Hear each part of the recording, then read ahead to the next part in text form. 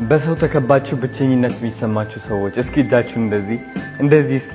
አሁን ስንት እጅ ወጥቷል? እርግጠኛ ነኝ አብዛኞቻችን በሰው ተከበን እያለ ማለት ነው፣ ግን ብቸኝነት ይሰማናል።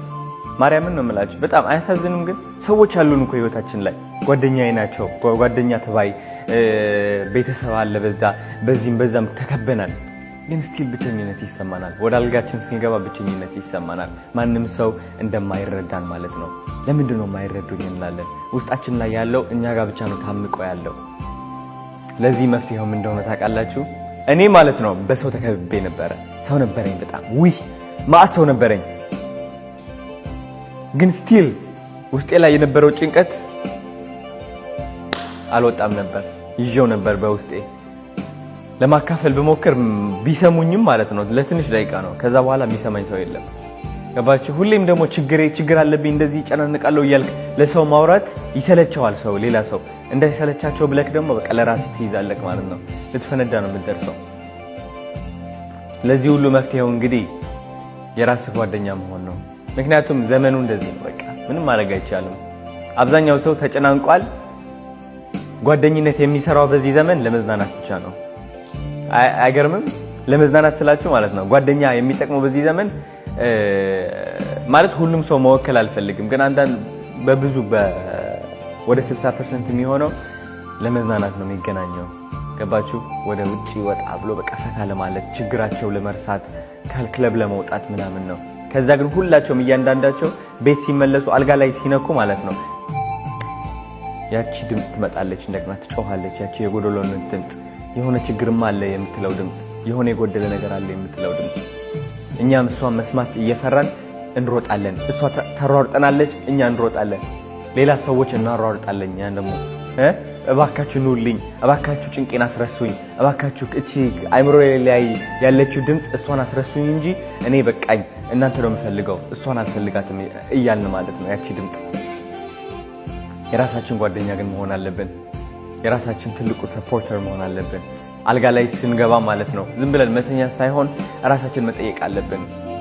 አሁን እኔ አዶናይ የኔ ወንድም እንዴት እንደምወድህ ታውቃለህ እለዋለሁ ራሴን መስታወት ላይ ቆሜ። እንዴት እንደምወድህ ታውቃለህ? በጣም ነው የምወድህ። እስኪ ምንድነው የሚያጨናንቅህ ዛሬ? እንዴት ነበር ቀንክ? እስኪ የኔ ወንድም ንገረኝ፣ እስኪ ንገረኝ ማይ ቤስት ፍሬንድ። ከዛ ራሴን እቅፍ አድርግና ይህ አያችሁት? ይሄ ማለት ነው ይህ አዶናይ የምታዩት እናንተ እና መንፈሴ ሁለት ጓደኛሞች ናቸው። ገባችሁ? አይምሮዬና ይህ ቆዳ የአካል ይህ ሰውነት ሁለት አዶናዮች ናቸው። ያኛው ውስጥ ያለው አዶናይ ይቺ ትንሿ ድምፅ ነች። ይህ አዶናይ ደግሞ እኔ ፕሮቴክት የሚያደርገኝ ጓደኛዬ ነው። በጣም የምወደው ጓደኛዬ። ለዛም ነው ስፖርት ማሰራው፣ ለዛም ነው ምንከባከበው፣ እንዲያምር፣ ሰውነቱ እንዲያምር፣ አለባበሱ እንዲያምር፣ አነጋገሩ እንዲያምር ማስተምረው፣ ቀን በቀን እንዲበረታልኝ፣ እንዲቆምልኝ። ገባችሁ? ራሳችሁን እስኪ ውደዱት። እንደዚህ የኔ ጓደኛ እኔ ነኝ በሉ እስኪ ማርያምን። አሁን እኔ ማለት ነው ራሴን በጣም ስለምወድ፣ ራሴን በጣም ስለማከብር፣ እኔ የራሴ በጣም ትልቁ ጓደኛ ስለሆንኩኝ ማለት ነው ማንም ሰው መጥቶ ማንም ሰው ቢሄድ I don't care። ፍቅሬ ለራሴ ያለኝ ፍቅር አይቀንስም። ስለዚህ ከራሳችሁ ጋር ማውራት እንዳትረሱ። እንዴት ነህ የኔ ጓደኛ በሉት። ራሳችሁን እስኪ እቅፍ አድርጋችሁ እንዴት ነህ የኔ ጀግና፣ ቴንክ ዩ በጣም። እንደዚህ አይነት ደረጃ ለመድረስ ደግሞ ራሳችሁን ለማመስገን የራሳችሁ ደጋፊ ለመሆን በራሳችሁ መኩራት ይገባችኋል። በራሳችሁ ለመኩራት ደግሞ ምንድነው ማድረግ ያለባችሁ? ለራሳችሁ ቃል የገባችሁትን ነገር ማድረግ ማለት ነው። ሰውነታችሁን ማስተካከል ማለት ነው። ህይወታችሁን ለማስተካከል መሞከር ማለት ነው በተሻላችሁ አቅም። እኔ ባንዴ ተወንጭፋችሁ ሚሊዮነር ሁኑ፣ ተወንጭፋችሁ በጣም ታዋቂ ሰው ሁኑ፣ ተወንጭፋችሁ እንዳለ በቃ ህይወታችሁ አስተካክሉ አላልኩኝም። እኔ አሁን ባላችሁ ለራሳችሁ መኩራት ትችላላችሁ። ዛሬ ሄዳችሁ ስፖርት ከሰራችሁ በራሳችሁ መኩራት አለባችሁ።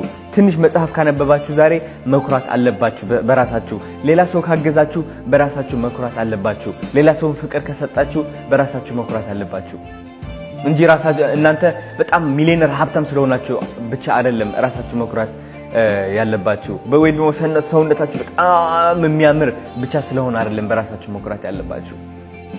ስለሞከራችሁ ብቻ መኩራት ይገባችኋል።